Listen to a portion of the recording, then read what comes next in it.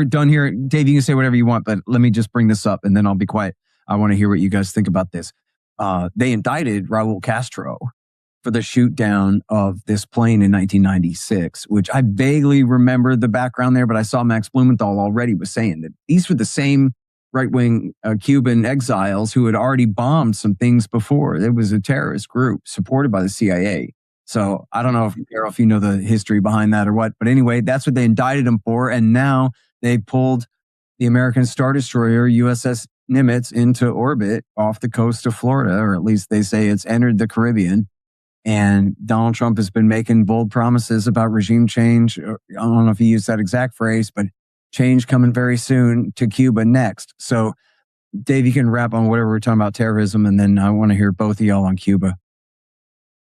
Yeah, well, I mean, you know, as Daryl was talking about, you know, making his last point, I was thinking about Cuba. I was just talking. I interviewed Ryan Grimm the other day, who's done like really good reporting on. He's done really good reporting on. He went to Cuba for a little bit, and just like, you know, the effect of the oil blockade that we've had around them since we took out Maduro, and it is really amazing. Like, just it's amazing how the effect of living in like a permanent warfare state has on regular people, and the being desensitized to that, as Daryl was talking about.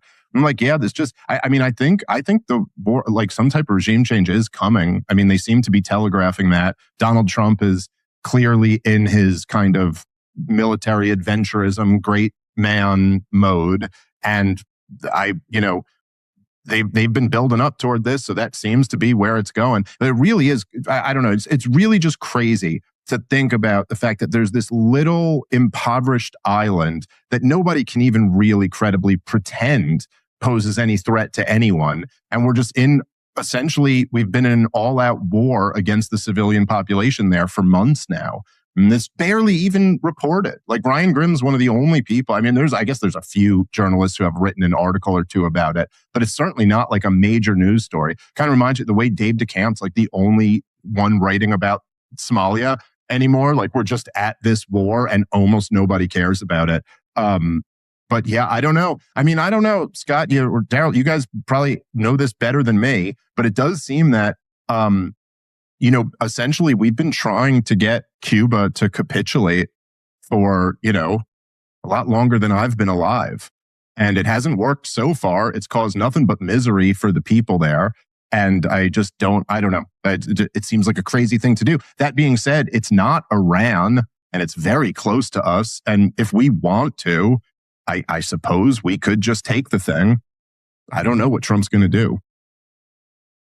Yeah, well, is it relevant at all that Jack Kennedy promised not to do this in order to get the Soviets to withdraw their nuclear missiles back in 1962?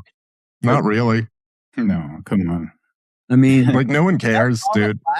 I mean, there have been a lot of people who would have been very happy to see this regime change all along, and they didn't do it. Am I a fool to think that Kennedy's promise had anything to do with them refraining from doing it all this time? No one seems to talk about it now, but I don't know. Does it matter? America's word is worthless going forward for future diplomatic reasons, Yeah, I think that ship has sailed. Yeah. I think during the Cold War, there was reluctance to renege on that promise and provoke the Soviets. But once the Cold War ended, I mean, I think most people, other than,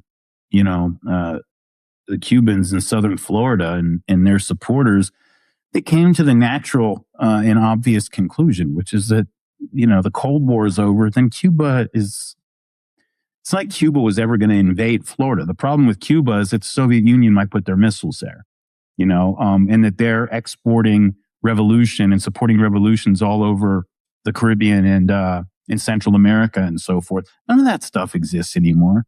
And so, like, this is really like, why are we doing this? We're doing it. It's a perfect example of we're doing it because we can, and I said immediately, as soon as this Iran war, in the first few days when it was obvious that this thing was not going the way Donald Trump hoped it would, I was like, this is bad news for Cuba. I mean, he's going to take this out on somebody. They're the obvious one, and that's too bad. Like, I don't know what to do about it. I don't think there's nearly enough time to get enough people to care. I think if people did care, it wouldn't matter. And so, hopefully we don't do too much damage. And it turns out like Venezuela, and they can just kidnap the top few leaders and do something. Look, the one thing you can say about the Cubans, man, is they have a lot of, not that Venezuelans don't, but I mean, Maduro was really the head of like a failed state already, basically. Whereas the Cubans, they have a lot of pride, man. And I think they would be there'd be a lot more problems if somebody was put in power there who was just very, very obviously a U.S. puppet, like we have in Venezuela. I think you'd have a lot of unrest result from that. And so hopefully, without us doing too much damage, some kind of government can get in control there that has enough legitimacy with the people to head off, insurgencies or any other kinds of unrest or whatever. And we can just get this thing over with. Because, man, it's ridiculous in 2026 that we're still acting like we have this, hostile relationship to the point of we might kill a bunch of your kids relationship with Cuba. It's so stupid. I should be able to get on a plane and fly to Cuba for a couple weeks this summer to go chill on the beach, and smoke some cigars. It's so stupid that we're even in this mode with them. And there's no way to pretend that it's not all us, I mean, they're even China, they're even the countries that call themselves openly communist these days are not even really communist, and they certainly don't act communist with respect to us, and they're not international communists. If Cuba, with their current government, if we just went to them, we were like, this is can we all agree that this is kind of over, and we should just hit the reset button? They would do it. I mean, they would have done it a long time ago. And it's just so stupid. It's very disheartening, Well, they hosted Obama. I mean, they had no problem with it when he was at least signaling toward we want to open things up. Yeah, for sure. Yeah. Well, yeah, but I'm just saying, if they would do that for Obama, there's no way Donald Trump couldn't make that happen, dude. It's amazing how many of these things from at least from the American people's perspective, could just be solved with diplomacy. We just don't need to do any of this. That's what I'm saying. All right, that's it. See y'all next time. Thanks for having me, guys.